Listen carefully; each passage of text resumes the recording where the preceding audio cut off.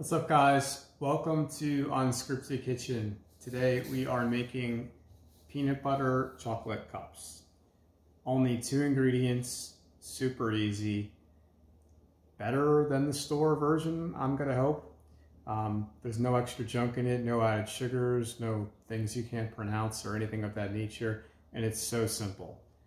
Don't let it feel like it's gonna be something that you can't make just because they prepackage it in the store. It can be easily reproduced. We're about to do it. I'm going to show you step by step how to do it right now. The only thing you really need is a good chocolate. It doesn't have to be super expensive or anything like that, but it just has to have a good fat content. It cannot be something like these Nestle Toll House here, semi-sweet milk chocolate. If you look on the back, you'll be able to see the fat content on there. You can see this fat content right here. 2.5 saturated total fat, 4 grams. That's not really very much. If you look at the one I'm using over here, you can see the total fat, 14 grams, saturated fat, 9 grams. You need that higher fat content in order for the chocolate to be able to have that good consistency when you melt it properly. Otherwise, it's not going to set right. If you were to use something like this, it would just be too thick, too stiff. It would separate and it probably seize up on you and it wouldn't work out very well. I already had some stuff going, so I was making a few earlier, so I'm just going to heat this up in there. I only have a small amount, a couple pieces. Put it right in the microwave. Take about 20 to 30 seconds. It won't take too long. Just keep an eye on it. You could always do a little by little and just keep kind of stirring it around. I'm also going to be using a silicone mat. You could use muffin tins if you want to make it look more like the actual ones you would get in the store, where you put the little pan, muffin tins with the cups in them, the paper cups. But I personally don't like that because I feel like they make a mess. They get stuck in all the ridges. It doesn't come out quite as well. All right, so that was in there for 30 seconds. And as you can see, it's already starting to melt. So I'm just gonna kind of stir it up so it gets that nice consistency, no lumps. You want it to be pretty smooth so it can come together nicely. All right, looks pretty good. I'm going to start pouring it in. It's as simple as that. On my mat here, I'm just going to do a couple for an example. You don't want to put a mass amount in there. You basically just want to kind of coat the bottom a little bit. A little bit in each one, and I'm just going to kind of move them around a little bit. So I'm going to make a couple here. Once you have in the bottom, I just take my spoon and just kind of stir it around a little bit to get it on all the sides. Same thing with this one, all the sides. And then we're just going to go ahead and pop this right into the fridge, or you could pop it into the freezer, whichever you prefer, how time you're trying to set it fast enough.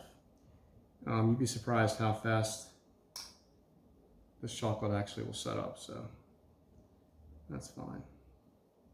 Make sure you don't put anything in this previously.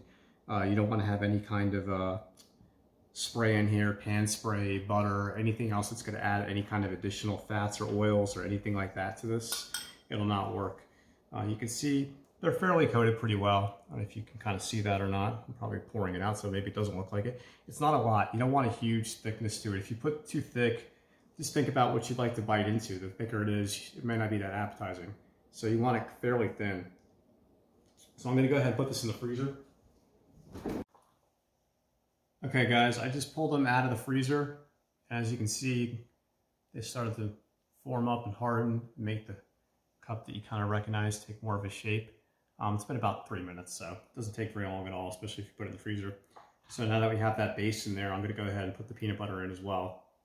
I would not recommend using a peanut butter that is super natural, where it is very, very thick, oil separation. You want to use something that has a little bit more of a cream texture to it.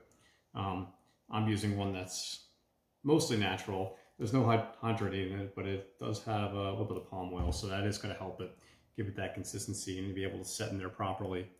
I'm just using my fingers here with the spoon. Just going to pop a little dollop in each one, depending on how much you really like peanut butter, but you also don't want to put too much because then chocolate won't set on it very well, so you don't want to get too crazy. just enough to kind of put a nice little layer on there. When you bite into it, you get a good mouthful. So, and then once I put the dollop in there, I'm going to kind of spread that around just a little bit. Not too crazy. All right, it looks about accurate. You can kind of see. Just set it up in there nicely. And now I'm going to go back to the chocolate, which is still looking pretty good. Very pourable.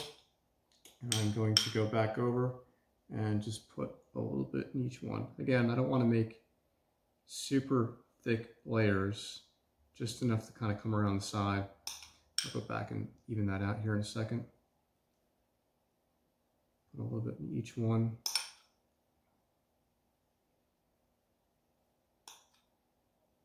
I'll kind of go even this out a little bit. This way we're going to seal up all the edges, all the sides, so you can get a full, complete cup. You don't want anything leaking out. You want it to look pretty nice and smooth. And when you take it out, you'll see if you did a good job, it'll look really shiny and smooth, just like you would expect it to if you bought it from the store. So just take your time, doesn't matter. You don't have to rush to your cups. Okay, so that looks fine to me. And you can see covered all the tops. So I'm gonna pop these back in the freezer again, take about another 2 minutes. All right, guys, I just pulled them back out of the freezer with the peanut butter and chocolate fully done. So you can see they all kind of set up in there. So I'm just gonna pop a couple of these guys out and show you what the actual finished product should look like, or hopefully they came out pretty nicely. So you can kind of see here. Sometimes they do get a little bit of a crack in there depending on how the chocolate may have set, but overall, these ones look like they're not too bad. The peanut butter may have came out a little bit. The peanut butter is just mushing in there. They're really good. You take a look. They look pretty nice, and you can see that they're pretty shiny. They're melting a little bit. It's a little hot. You can see they came out pretty nice. And if you push on the inside and just open up, you can see it looks just like a regular peanut butter cup. And I love peanut butter, so I think these are awesome. I made these with dark chocolate. You could do milk chocolate, whatever you like. Let me know how it works out for you. Have a good one.